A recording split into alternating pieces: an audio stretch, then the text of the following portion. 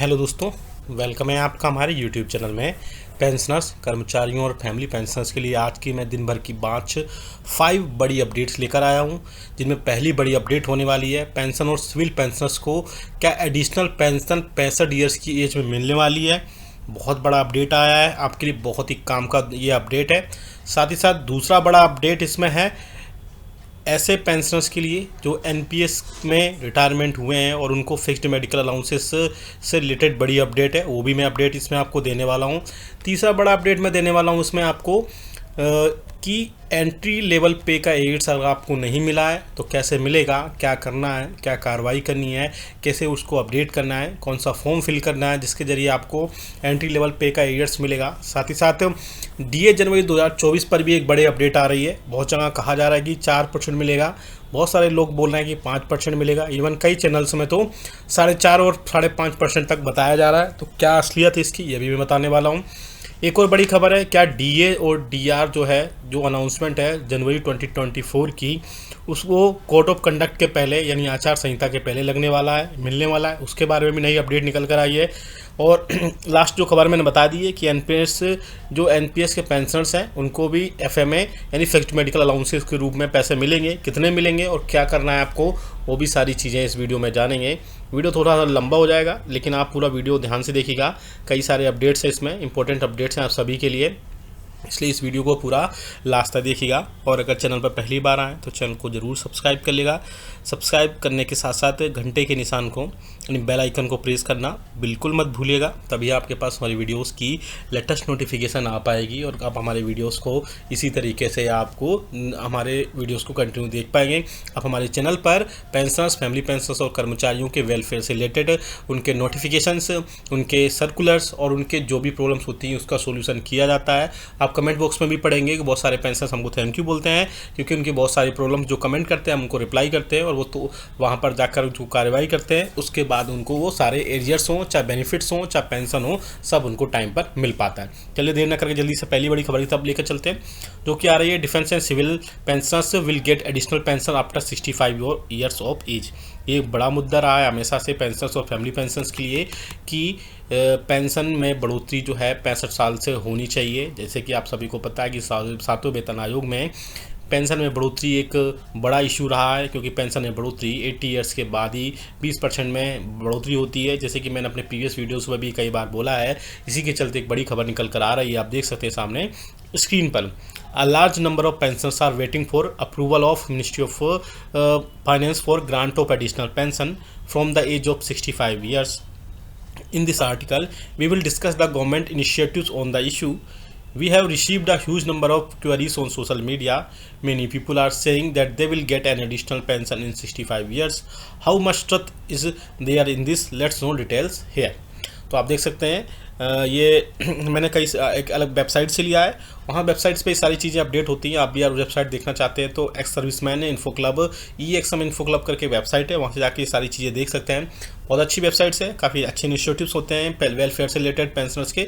तो इसमें बोला जा रहा है कि क्या वाकई में मिनिस्ट्री ऑफ फाइनेंस की तरफ से जो बहुत सारे संख्या में पेंशनर्स वेट कर रहे हैं एडिशनल पेंशन का, जो कि 65 ईयर से स्टार्ट होती है, इस आर्टिकल में हम गवर्नमेंट ने क्या इनिशिएटिव्स लिया है और क्या वाकई में इस एडिशनल पेंशन 65 ईयर्स की सच्चाई उस आर्टिकल में हम जानेंगे। आप देख सकते हैं many videos and articles on grant of additional pension after completion of 65 years of age are going viral on social media. आप सभी को पता है कि जो एडिशनल पेंशन से रिलेटेड कई सारे वीडियोस यूट्यूब पर हों, चाहे वैसे हों, चाहे प्रिंट मीडिया में हो, और आर्टिकल्स आते रहते हैं और सोशल मीडिया पर वायरल होते रहते हैं कि आपकी 65 साल में आपकी जो है बेसिक पेंशन में बढ़ोतरी होगी।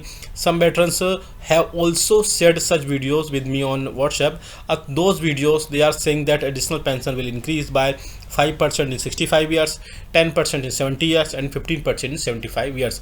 ये बहुत सारे सोशल मीडिया पे सारी चर्चा चलती रहती हैं, आप भी देखते होंगे, आपके ग्रुप्स में भी ये सारी चीज़ें आती रहती हैं कि 65 साल से 5%, 70 साल में 10%, 75 साल में 15%, ऐसे ही सारी चीज़ें आती रहती हैं। And some family pension dependents are saying that our pension is not increasing. और जो फैमिली पेंशनर्स है वो भी बोलते हैं कि उनकी फैमिली पेंशन में बढ़ोतरी नहीं होती है। अब आप देख सकते हैं इनमें इसमें देख सकते हैं, if additional pension is completed in 18 years, after 80 years the 20% extra pension that is received will be received, but when veterans और family pensioners completed 80 years after completion of 79 years of no additional pension granted. तो बहुत सारे pensioner जो वाकई में 80 साल की service पूरी कर चुके हैं, उनको भी कई बार 79 ईयर्स की सर्विस पूरी करने के बाद में जो 80 साल की सर्विस पूरी करने के बाद 20% जो एक्स्ट्रा पेंशन मिलती है वो नहीं मिलती है। कई बार उनको उसमें भी कई बार कार्रवाई करनी पड़ती है, और कार्रवाई करने के बाद भी उनको कई बार ये सारी चीज़ें नहीं होती हैं। लेकिन उसके बाद में मुझे लगता है कि गवर्नमेंट जो है अभी इस सिचुएशन में नहीं है कि पेंशनर्स को ये प्रपोजल बहुत अच्छा है कि जो एडिशनल पेंशन है वो 65 साल से स्टार्ट होनी चाहिए। 65 ईयर्स के बाद 5% बेसिक पेंशन में बढ़ोतरी करनी चाहिए। आगे इसमें अपडेट जो भी आएगा हम बता देंगे। अभी फ़िलहाल इसमें यही अपडेट है कि जो एडिशनल पेंशन है वो बहुत ज़्यादा चांस कम है कि एडिशनल पेंशन में बढ़ोतरी की जाए। आप हमें कमेंट करके ज़रूर बताएगा कि आपके हिसाब से क्या एंट्री पे जो आपका एडिशनल पेंशन है उसमें क्या वाकई में कितनी % की बढ़ोतरी होनी चाहिए और किस ईयर पर होनी चाहिए, किस एज में ईयर पर होनी चाहिए। दूसरी बड़ी खबर की तरफ चलते हैं जो कि आ रही है ऐसे पेंशनर्स के लिए जिनको एंट्री लेवल पे एरियर्स नहीं मिला है, अब उनको क्या करना है। बेसिकली मैंने प्रीवियस वीडियोस में बताया था कि एंट्री लेवल पे का एरियर्स जो है के लिए एक आपको परफॉर्मा दिया गया है, उस परफॉर्मा को फिल करने के बाद ही मिलेगा। उसके बाद में अगर आपको एंट्री लेवल पे का एरियर्स नहीं मिला है और आपकी पेंशन उस टाइम पे सही से फिक्स नहीं हो पाई थी पे कमीशन उस ड्यूरेशन के पे कमीशन में, तो आपको एक CPE ग्राम से पे कंप्लेंट डालनी है। और कंप्लेंट के बाद आपको तुरंत बहुत ज़्यादा चांसेस हैं कि आपको एंट्री लेवल पे का जो एरियर्स है वो सही मिलेगा। साथ ही साथ आपकी जो पे फिक्सेशन हुआ था, यानी पेंशन उस टाइम जब बनी थी उस टाइम पे जो फिक्स हुई थी उसमें अगर कोई गलती थी या कोई त्रुटि थी या कोई रॉन्गनेस थी तो उसको वहाँ पर सही कर दिया जाएगा। आप एक बार कंप्लेंट डालकर ज़रूर देख लीजिएगा। चलते हैं नेक्स्ट खबर पर जो कि आ रहा है DA जनवरी 2024 इज़ 4% और 5%।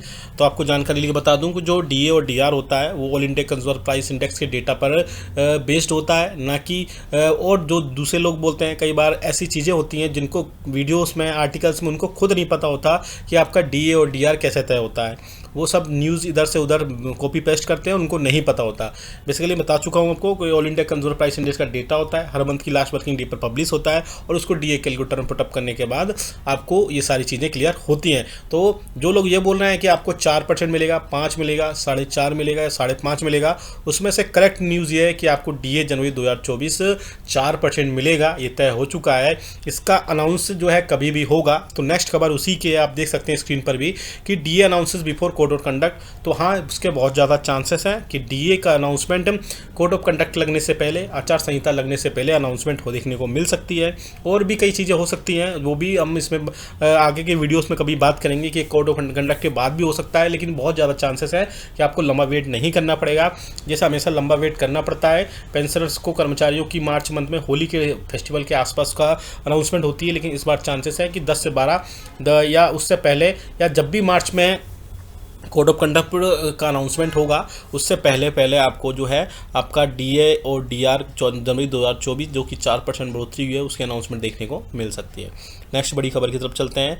फिक्स्ड मेडिकल अलाउंसेस के रूप में आपको सभी को पता है कि नॉन CGHS एरियाज में पेंशनर्स को 1000 रुपये उनके OPD मेडिसिन या खर्च के रूप में मिलते हैं, जहाँ पर CGHS के वेलनेस सेंटर्स या उनके हॉस्पिटल्स या डिस्पेंसरीज ये सारी चीज़ें नहीं होती हैं। तो अब एक बड़ा सर्कुलर जारी कर दिया गया है। तो ऐसे पेंशनर्स जो कि नॉन CGHS एरियाज में रहते हैं लेकिन वो NPS से रिटायरमेंट हुआ है, अभी बहुत ही ऐसे कम कर्मचारी हैं जो NPS से रिटायरमेंट हुआ है उनका, लेकिन जिनका भी रिटायरमेंट हो रहा है वो नॉन CGHS एरियाज में रहते हैं, तो उनको भी फिक्स्ड मेडिकल अलाउंसेस के रूप में 1000 रुपये उनको प्राप्त होंगे, जो कि गवर्नमेंट की तरफ से एक ठीक ठाक या बोल सकते हैं गवर्नमेंट की तरफ से एक अच्छा इनिशिएटिव ही लिया गया है, क्योंकि NPS में सुविधा नहीं थी। लेकिन अब NPS में रिटायरमेंट होने वाले पेंशनर्स को ये सुविधा उनको प्रोवाइड कराई जाएगी। आप वीडियो अच्छा लगा तो लाइक करेगा। आप इन सब की PDF अगर चाहते हैं तो कमेंट बॉक्स में यस लिख के वीडियो को लाइक करके आप वहां से डाउनलोड कर पाएंगे डिस्क्रिप्शन बॉक्स से सीधा, और आप वहां से रीड अच्छे से कर पाएंगे। वीडियो अच्छा लगा तो लाइक करेगा, शेयर सभी के साथ करेगा। ऐसी न्यूज़ इन्फॉर्मेशन अपडेट्स के लिए चैनल को भी सब्सक्राइब कर लेगा। मिलते हैं आपको नेक्स्ट वीडियो में। Thank you so much.